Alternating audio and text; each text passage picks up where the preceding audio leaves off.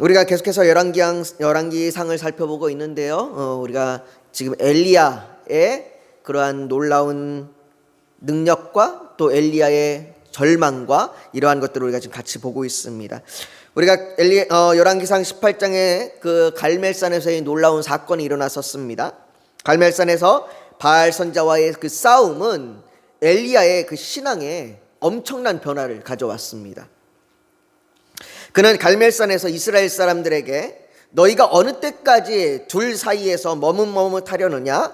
여호와가 만일 하나님이면 그를 따르고 바알이 만일 하나님이면 그를 따를지니라라고 강력하게 이스라엘 백성들에게 요구했습니다. 이렇게 엘리야가 강력하게 요구한 것은 살아계신 하나님께서 참 신이다, 바알이 신이 아니라 하나님이 참 신이다라고 하는 그의 믿음의 확신, 그 믿음의 강한 요구, 강한 외침입니다. 엘리야는 하나님께서 갈멜산에서 제단에 불을 내리실 것과 그리고 가뭄이 이제 끝나고 비가 올 것이라고 하는 강한 믿음이 있었습니다.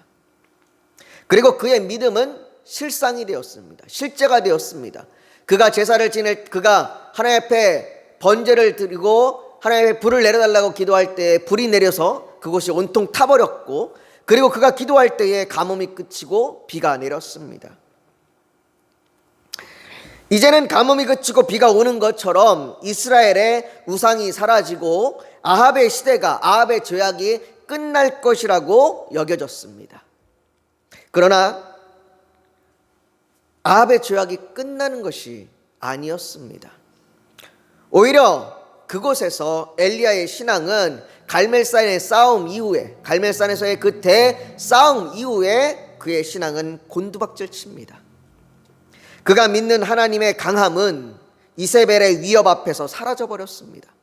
그가 그렇게 강하다고 믿고 그가 그렇게 능력 있다고 믿었던 그 하나님이 이세벨 앞에서는, 그 이세벨의 위협 앞에서는 아무것도 아닌 것처럼 되어버렸어요. 그의 곤두박질 치는 신앙은 완전히 자포자기가 되어 살아갈 의욕조차 잃어버렸습니다. 그래서 그는 부엘세바로 내려가서 그는 차라리 죽기를 간구합니다. 그러나 하나님께서는 그를 다시 만나셨고 엘리야의 그 오직 나만 남았습니다, 하나님 지금 나만 남았습니다라고 하는 그 말에 내가 이스라엘 가운데에 7,000명을 남기리니 다 바알에게 무릎을 꿇지 아니하고 다 바알에게 입맞추지 아니한 자리라라고, 그가 홀로 있는 것이 아니라 너만 남았다라고 하는 것이 아니라 그에게 여전히 하나님의 백성들이, 하나님의 택한 자들이 남아있다라고 말씀하셨습니다. 엘리야에게는 여전히 하나님께서 함께 계십니다. 그리고 그에게 다시 사명을 주십니다. 여전히 엘리야가 해야 할 일이 남았습니다. 해야 할 일이 남았다는 건 하나님께서 그 일을 이루시도록 힘을 주시는 것입니다. 우리에게 사명이 남았다는 것, 여전히 해야 할 일이 남았다는 건 하나님께서 그 일을 이루시도록 우리를 여전히 지키시고 보호하신다는 말입니다. 하나님께서 엘리야에게 주신 사명은 세 가지였습니다. 15절부터 16절에 그 세 가지 사명이 기록되어 있는데요. 첫째는 다메섹에 가서 하사엘에게 기름을 부어 아람의 왕이 되게 하는 것입니다. 하사엘이라고 하는 사람한테 가서 기름을 부어서 그 사람을 아람의 왕이 되게 하라 라고 말씀하십니다. 둘째는 예후에게 가서 기름을 부어 이스라엘의 왕이 되게 하는 것입니다. 예후를 왕으로 삼아라 라고 말씀합니다. 그리고 세 번째는 엘리사에게 기름을 부어 엘리야를 뒤이을 선지자를 세우는 것. 이 세 가지가 엘리야에게 주신 하나님의 사명입니다. 그런데 오늘 본문을 한번 보십시오. 오늘 본문을 보면 세 가지 사명 중에 마지막 세 번째인 엘리사에 관한 내용만 오늘 본문에는 기록되어 있습니다. 그렇다면 나머지 두 개의 사명은 어떻게 되었을까요? 나머지 두 개의 사명, 하사엘과 예후에게 기름을 부어서 왕이 되게 하는 이 두 가지 사명은 어떻게 된 것일까요? 제가 답을 먼저 말씀드리겠습니다. 답을 먼저 말씀드리면 하사엘과 예후는 각각 아람과 이스라엘의 왕이 됩니다. 둘 다 왕이 돼요. 그들이 근데 왕이 되는 사건이 어디에 기록이 되어 있냐면 열왕기 하 10장에 기록되어 있습니다. 우리가 지금 열왕기 상을 살펴보고 있잖아요. 뒤에 열왕기 하 10장에 가면 그곳에 하사엘과 예후가 왕이 됩니다. 그러나 이 일은, 이 두 사람이 왕이 되는 이 일은 열왕기하 2장에 보면, 열왕기하 2장에 엘리야가 하늘로 승천하고 난 후의 일입니다. 그러니 엘리야가 하사엘과 예후에게 기름을 부어 왕이 되게 한 것이 아닙니다. 엘리야는 하사엘과 예후에게 기름을 부어서 왕이 되게 한 적이 없습니다. 그렇다면 왜 하나님께서는 엘리야에게 이런 사명을 주신 걸까요? 엘리야가 하지도 않을 일, 엘리야가 하기 전에 하나님이 이미 그를 승천하여 부르실 그 일을 하실 건데 왜 하나님께서는 엘리야에게 이런 사명을 주신 걸까요? 하나님께서 엘리야에게 사명을 주심으로 하나님께서는 엘리야에게 자신이 이스라엘을 버리지 아니하시고 결국에는 아합을 무너뜨리시며 이스라엘을 하나님께 돌아오게 하심을 보여주시는 겁니다. 다시 말해서 앞으로 되어질 일들을 그에게 사명으로 주시면서 하나님께서 앞으로도 계속해서 이스라엘을 다스리심을 보여주고 있는 겁니다. 그리고 이것은 엘리야에게도 마찬가지였습니다. 하나님께서는 엘리야를 통해서 행하실 일들을 계속 이어가실 겁니다. 엘리야에게 능력을 주셔서 사용하셨던 것처럼 계속해서 하나님께서는 이스라엘 가운데 행하실 겁니다. 그러나 인간의 생명은 유한합니다. 인간의 생명은 유한하지만 역사는 계속해서 흘러갑니다. 그렇기 때문에 엘리야에게 그 사역을 이어갈 엘리사를 부르게 하십니다. 여러분, 이것은 엘리야에게 큰 위로가 됩니다. 여러분, 일본에 가면요, 일본에는 100년이 넘어가는 가게들이 있습니다. 그곳에 가게가 세워진 지 100년이 넘어가요. 계속 그 일을 합니다. 자녀를 통해서 계속해서 그 일을 이어가는 것이죠. 선대는 후대가 그 일을 이어갈 때 계속해서 가게가 유지될 것이라고 하는 위로를 받습니다. 아, 이게 나에서 끊어지지 않구나. 계속해서 가게가 이어질 거고 계속해서 이 일이 이어질 거구나 라고 하는 위로를 받습니다. 뿐만 아니라 사람들은 자녀가 그 일을 이어서 하는 것을 보면 아, 이 가게가 계속 여기 유지되겠구나. 계속 이 가게가 여기에 서 있구나 라고 그렇게 안정감을 갖게 됩니다. 우리나라의 많은 전통 그 일을 하시는 분들이 뭐 대장장이 일을 하든 뭐 수공의 일을 하든 하시는 분들이 많이 하소연하시는 게 그거예요. 이걸 이어갈 사람이 없다고. 그럴 때마다 그분들이 아, 이게 내 대해서 끝나겠구나, 없어지겠구나, 내 사명은 여기까지인가 보구나, 이 일은 여기서 끝나겠구나라고 하는 불안감을 갖습니다.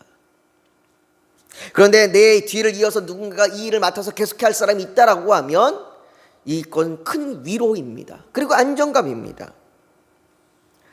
엘리야가 엘리사를 만났다고 해서 엘리야의 사역이 끝나는 것은 아닙니다. 엘리야는 하늘로 승천하기 전까지, 열왕기하 2장에 그가 하늘로 승천하기 전까지 엘리야의 사역은 계속됩니다. 계속해서 하나님의 일을 할 겁니다. 그러나 엘리야가 하늘로 올라간 이후에는 그 일을 이어서 엘리사가 맡아서 할 겁니다. 여러분, 이 엘리야와 엘리사의 관계를 들으니까 예수님과 제자들의 관계가 떠오르지 않습니까? 예수님께서 부활하시고 승천하신 이후에 제자들은 예수님의 사역을 이어서 할 겁니다. 그리고 이어서 그렇게 했습니다. 그렇게 교회를 세워갔습니다. 복음을 전파했습니다. 예수님께서 제자들에게 그 사명을 주신 겁니다. 내가 이 땅에 와서 하나님의 일을 한 것처럼 너희가 하나님의 일을 해 갈 거라고 말씀하셨습니다. 그리고 그것은 우리도 마찬가지입니다. 그렇기 때문에 오늘 본문에 엘리야가 엘리사를 부르는 본문은 단지 엘리야가 엘리사를 부르는 그 이야기로 끝나는 것이 아니라 지금 우리와 관계된 본문입니다. 여러분, 엘리야가 엘리사를 어떻게 부릅니까? 엘리야가 엘리사를 부를 때 어떤 일들이 있었습니까? 19절을 한번 보십시오. 19절 앞부분에 보면 이렇게 이야기합니다. 엘리야가 거기서 떠나 사밧의 아들 엘리사를 만나니 라고 말합니다. 엘리야는 호렙산에 있었습니다. 호렙산에서 하나님의 사명을 받고 그가 엘리사가 있는 곳까지 갑니다. 성경에 보면 엘리사가 있는 곳이 아벨 무홀라라고 하는 지역입니다. 이 아벨 무홀라라고 하는 지역은 이스라엘의 중간쯤에 요단강가 근처에 있는 도시입니다. 그러니까 호렙산에서부터 아벨 무홀라까지 엘리야가 가는 겁니다. 짧은 거리는 아닙니다. 그 짧은 거리지 않은 그 거리를 찾아가는 겁니다. 그는 여러분 그곳에서부터 엘리야가 가는 동안에 그럼 엘리사는 엘리야가 올 것을 알고 미리 준비하고 있었습니까? 아닙니다. 그가 하나님의 부르심을 들은 것도 아닙니다. 엘리사가 하나님이 나를 부르셨구나, 하나님이 나를 사용하실 거구나, 이런 음성을 들은 것도 아닙니다. 성경에 보면 엘리사는 그 당시에 무엇을 하고 있었냐면 그가 밭을 갈고 있었다고 말합니다. 19절은 계속해서 그가 12겨릿소를 앞세우고 밭을 가는데 자기는 12째 겨릿소와 함께 있더라라고 말합니다. 다시 말해서 그는 오늘날로 치면 직장에서 일을 하고 있는 거예요. 그는 직장에서 열심히 일을 하고 있었습니다. 일상을 살아갔습니다. 내가 먹는 것, 내가 마시는 것, 내가 일하는 것, 내가 가정을 누리는 것, 이것을 하고 있었습니다. 그런데 그런 그에게 엘리야가 온 겁니다. 여러분, 특별한 시간과 장소에 엘리야가 엘리사를 찾아온 것이 아닙니다. 일상 가운데 그가 찾아옵니다. 하나님은 때때로 우리에게 찾아오실 때도 우리에게 특별한 장소에서 우리를 부르시는 것이 아니라 우리의 일상 가운데 우리를 찾아오십니다. 때로는 우리의 일상 가운데 우리가 설거지를 하고 있는 중에 하나님이 우리에게 말씀하시기도 합니다. 때로는 우리가 청소를 하고 있는 중간에 우리에게 말씀하시기도 합니다. 그래서 헨리 나우엔이라고 하는 분은 우리의 설거지 시간이 하나님과 만나는 귀한 시간이라고 얘기하기도 하셨습니다. 하나님은 우리에게 일상 가운데 찾아오십니다. 예수님께서 제자들을 부르셨을 때도 그렇지 않았습니까? 예수님께서 제자들을 부르셨을 때 그 제자들이 뭐하고 있었습니까? 업으로 호기를 잡고 있었습니다. 세리마태는 세간에 앉아서 일을 보고 있었습니다. 그들은 자기에게 맡겨진 일을 하고 있었습니다. 그때에 예수님께서 그들을 부르셨습니다. 부르심의 주도권이 제자들에게 있는 것이 아니에요. 부르심의 주도권이 예수님께 있습니다. 예수님이 그를 찾아가서 부르신 거예요. 엘리야가 엘리사를 찾아가서 부른 겁니다. 예수님께서는 아버지의 일을 위하여 제자들을 택하고 부르셨습니다. 그리고 그 주님께서는 우리 또한 부르셨습니다. 여러분, 이 사실이 위로가 됩니다. 왜냐하면 우리를 택하시고 부르시고 우리에게 사명을 주신 것이 하나님께서 주도적으로 계획하신 일이라는 겁니다. 우리가 종교적인 열심을 다하고 있기 때문에, 내가 열심을 다하고 있었기 때문에 우리를 찾으신 것이 아닙니다. 종종 교회에서 열심을 다하는 청년들을 보면 과거에는 그 열심을 다하는 청년들에게 신학교에 가라고, 목회자가 되라고 이야기했습니다. 그러나 그런 열심과 그런 애씀 때문에 목회자가 되는 것이 아니고, 또 그런 열심과 애씀 때문에 내가 직분자가 되는 것도 아닙니다. 하나님은 우리가 그런 열심을 가지고 행했기 때문에 우리를 찾으시는 것이 아니라, 하나님께서는 우리가 우리의 일상을 살아가는 중에서도 우리를 찾으시고 부르십니다. 하나님께서 우리를 찾아오시는 겁니다. 하나님께서 이곳에 교회를 세우시고 우리를 교회로 부르신 것이 주님께서 행하신 것입니다. 그리고 하나님께서는 우리를 찾으시고 부르신 것에 후회하심이 없습니다. 하나님께서 우리에게 후회하심이 없다는 이 말은 우리가 이룬 성과나 과업에 따라 하나님께서 우리를 판단하시지 않는다는 말입니다. 하나님께서 우리 교회에 적은 사람이 모였다고 우리 교회를 세운 것을 후회하실까요? 아닙니다. 하나님께서 후회하지 않으십니다. 아마 하나님께서 그 성과와 과업에 따라서 후회하고 후회하지 않으신다고 얘기하면 지금 북한의 지하교회들은 사라져야 합니다. 하나님께서 노아를 부르신 것은 후회하심이 마땅해야 합니다. 그러나 하나님은 후회하지 않으십니다. 하나님은 우리의 성과나 우리의 과업에 따라 우리를 판단하지 않으십니다. 또한 오늘 19절 말씀 끝에 이렇게 얘기합니다. 엘리야가 그리로 건너가서 겉옷을 그의 위에 던졌더니라고 말합니다. 겉옷을 그의 위에 던졌다라고 하는 것, 이건 선지자의 그 능력이, 이 선지자적인 이 능력이 그 사람에게 이어지는 것을 말합니다. 이건 그 당시에 이런 상징적인 방법이었어요.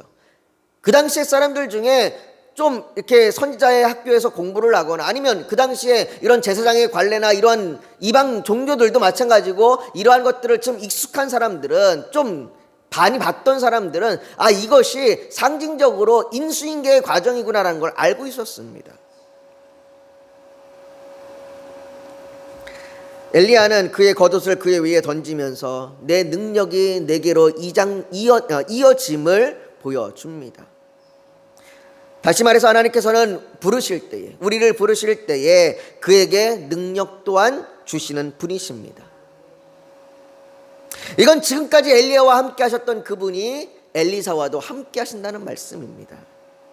그에게 하나님의 권능이 임한 겁니다. 예수님께서 제자들을 부르셨을 때도 마찬가지입니다. 예수님께서 제자들을 부르셨을 때 마태복음 10장 1절에 보면 이렇게 말씀합니다. 예수께서 그의 12제자를 부르사 더러운 귀신을 쫓아내며 모든 병과 모든 약한 것을 고치는 권능을 주시느니라. 주님께서는 우리를 부르실 때도 능력과 권능을 주십니다. 사도행전 1장 8절은 오직 성령이 너희에게 임하시면 너희가 권능을 받고라고 말합니다. 요한복음 16장 13절은 진리의 성령이 오시면 그가 너희를 모든 진리 가운데로 인도하시리라 말씀하십니다. 성령이 우리가 아버지라 부르게 하시고 성령이 우리의 거룩함과 평안함을 누리게 하십니다. 우리를 부르심에 후회함이 없으신 하나님께서는 우리에게 능력과 권능으로 부르심에 합당하게 살게 하십니다. 엘리사는 자신 위에 옷이 덮여지는 것이 무엇을 의미하는지를 아주 잘 알았습니다. 그렇기에 그는 아무런 질문도 하지 않습니다. 당신이 왜 내게 찾아왔습니까? 나에게 무엇을 말씀하시려 하십니까? 내게 뭘 원하십니까? 묻지도 따지지도 않습니다. 그리고는 20절에 그가 소를 버리고 엘리야에게로 달려가서 이르되 청하건대 나를 내 부모와 입맞추게 하소서. 그리한 후에 내가 당신을 따르리이다 라고 말합니다. 여기 보면 중요한 단어가 두 가지가 등장합니다. 우리에게 익숙한 단어 두 가지가 등장해요. 그가 어떻게 합니까? 버리고 따릅니다. 이건 엘리야의 부름에 대한 엘리사의 대답입니다. 그는 자신에게 주어진 사명을 순종하겠다고 답하는 겁니다. 내가 버리고 따르겠습니다. 예수님께서 제자들을 부르실 때도 동일하지 않았습니까? 제자들이 자신의 모든 것을 버리고 주를 따르니라. 여러분, 하나님께서 주도적으로 우리를 부르십니다. 그러나 그것은 우리의 순종을 통해서 행하십니다. 하나님이 우리를 억지로 끌고 가는 것이 아닙니다. 억지로 우리가 싫다고 뻗팅기는데 억지로 끌고 가는 것이 아니에요. 하나님은 때때로 우리의 순종하심을 기다리기도 하십니다.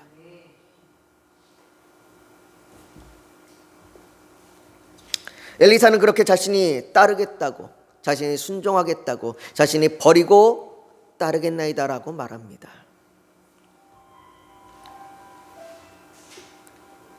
그리고 엘리사는 그 순종함으로 따르기 위해 집으로 돌아가 부모와 인사를 하고자 합니다. 엘리야는 엘리사에게 말하기를, 엘리야가 그에게 이르되 돌아가라, 내가 내게 어떻게 행하였느냐라고 말합니다.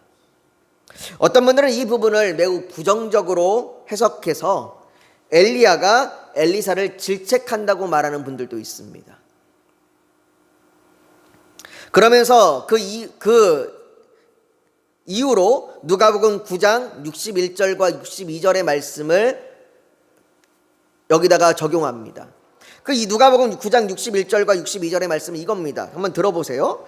또 다른 사람이 이르되 주여 내가 주를 따르겠나이다마는 나로 먼저 내 가족을 작별하게 허락하소서.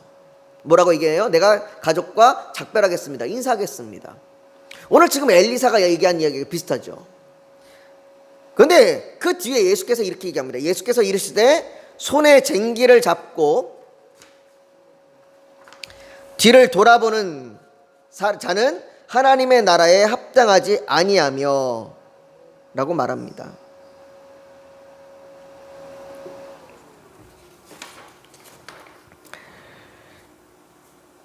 그러나 예수님께서 누가복음 9장에 말하고 있는 건 오늘 엘리사가 얘기하는 거하고 약간 좀 다릅니다.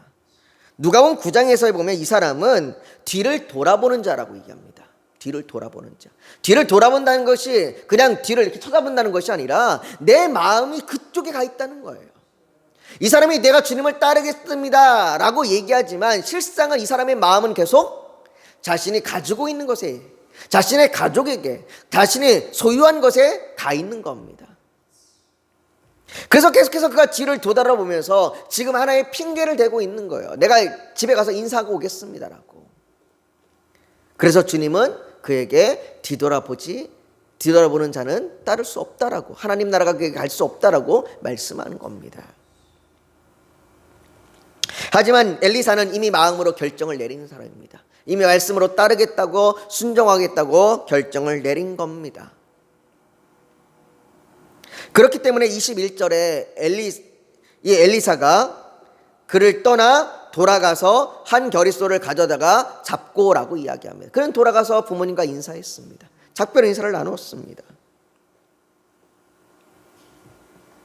그리고 자신이 그 작별 인사를 마치고 자신이 다시는 돌아보지 않겠다라고 하는 결단함으로 그는 소를 잡고 자신이 쟁기로 소를 이끌었던 그 모든 기구를 불태워버립니다. 사랑하는 성도 여러분, 엘리사는 하나님의 부르심에 순종함으로 자신의 것을 헌신합니다. 그는 자신의 소와 소의 기구를 모두 불살라서 하나님께 드립니다. 그는 하나님의 뜻을 따르기로 결정한 겁니다. 결심한 겁니다. 그는 12결의의 소로 농사를 지을 만큼 부유한 사람이었습니다. 그러나 그 모든 부유함을 버리고 선자의 길을 따르는 겁니다. 여러분들, 선자의 길은 쉽지 않습니다. 선자의 길은 쉬운 길이 아닙니다. 존경받고 인정받는 길이 아닙니다.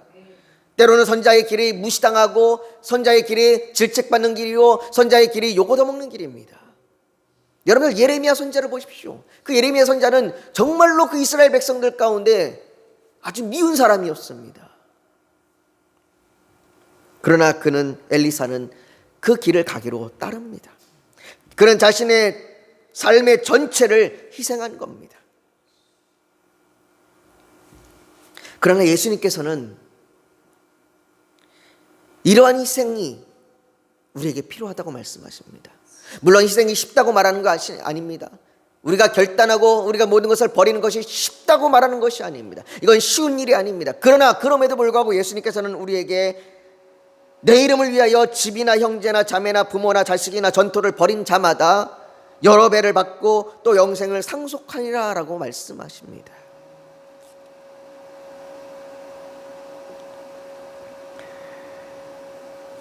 사랑하는 성도 여러분, 하나님께서는 엘리야를 이어서 엘리사를 통하여 이스라엘 가운데 계속해서 하나님의 일을 행하십니다. 예수님께서 제자들을 통해서 이 땅에 하나님의 일을 계속해서 이루신 것처럼 말이죠. 그 사도들의 시대가 끝나고 사도들이 다 죽고 난 이후에도 여전히 그 사도들을 뒤이어 또 그 일을 가는 사람들도 있습니다. 또 그리고 그들의 일은 세대를 지나서 지금 우리에게까지 계속해서 이어지고 있는 겁니다. 그 길 가운데 우리도 있는 것이죠. 하나님께서는 우리를 그렇게 부르셨습니다. 교회를 세우게 하시고 우리가 마음을 통하여 하나님의 그 길을, 하나님의 행하심을 따르게 하시고 예수님을 닮는 삶을 살게 하십니다. 주님께서는 우리에게 많은 것을 남겨야 한다고 말씀하지 않으십니다. 주님께서는 우리에게 많은 것을 남기라 말씀하지 않으시고 우리에게 충성하라고 말씀하십니다.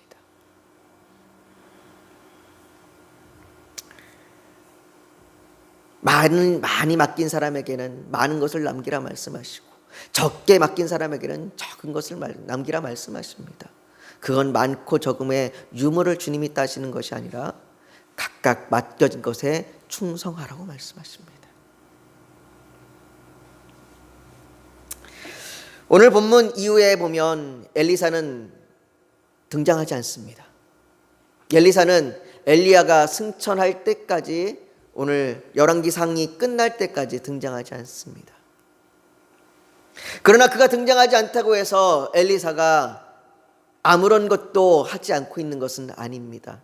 엘리사는 자신이 지금 할 수 있는 엘리야를 따르며 수종하는 그 일을 맡고 있는 겁니다. 누군가에게 보이든 보이지 않든, 그가 대단한 일을 하든 작은 일을 하든, 그가 유명한 사람이든 무명한 사람이든, 주님은 그 모든 자들을 부르시고 그 부르심에 후회하심이 없으십니다. 그 후회하심이 없으신 그분은 우리에게 권능과 능력을 주시며 우리에게 맡겨진 사역에 충성하며 따르라 말씀하십니다. 우리가 오늘 그 주님을 따르길 원합니다. 주님, 나를 부르신 그 하나님의 은혜에 감사하시고, 하나님, 나에게 후회하심이 없음을 내가 믿고 내가 나아갑니다. 하나님, 때로는 내 삶 가운데 내 스스로 내가 정말로 잘하고 있는 건가, 왜 나를 이곳에 세우셨나, 이런 열등감과 우울감과 절망감에 빠질 때도 있습니다. 그러나 내가 그렇게 될지라도 하나님은 나를 보며 그렇게 보지 않으시고 내게 맡겨진 일들을 감당할 수 있는 힘을 주십니다. 오늘 우리가 그 주님을 의지하면서, 하나님, 내가 엘리사처럼 내 모든 것들을 하나님 앞에 드리며 희생하며 따르길 원합니다. 우리가 오늘 이 시간 그렇게 주님 앞에 기도하며 나아가기를 간절히 소망합니다. 거룩하신 아버지 하나님, 우리를 부르시고 우리를 택하시고 우리를 찾아오신 그 주님의 은혜에 감사합니다. 아버지 하나님, 주님이 우리를 부르시고 택하심에 후회하심이 없으십니다. 아버지 하나님, 주께서 아버지 우리에게 힘과 능력을 주십니다. 아버지, 주여, 엘리야를 통해서 엘리사를 부르셨던 것처럼, 예수 그리스도를 통하여 제자들을 부르셨던 것처럼 하나님이 우리를 부르시고 우리에게 사명을 주시고 우리에게 일하게 하시고 우리에게 정말로 충성을 다할 수 있는 힘을 주심을 믿습니다. 아버지, 우리가 그 하나님의 뜻에 힘써 나아가게 하여 주시옵소서.